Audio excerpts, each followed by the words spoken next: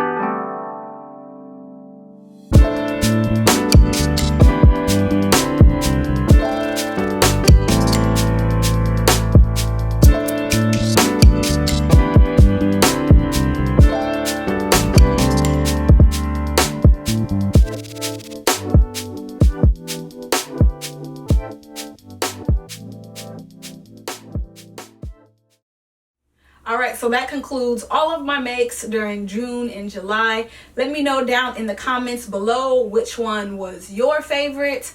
I think that my personal favorite was the two-piece that I made with the cami and the skirt with the black and the purple flowers. I think that that was my favorite one. I think more so than anything, I love the colors the most, but you know, I love all my garments, but that's my personal favorite one that I made this summer. Be sure to give this video a thumbs up to let me know, hey, I want you to go through all of your makes monthly. I want to see what you are making. Let me know if you like this style of video. I appreciate your feedback, and yeah, until my next video.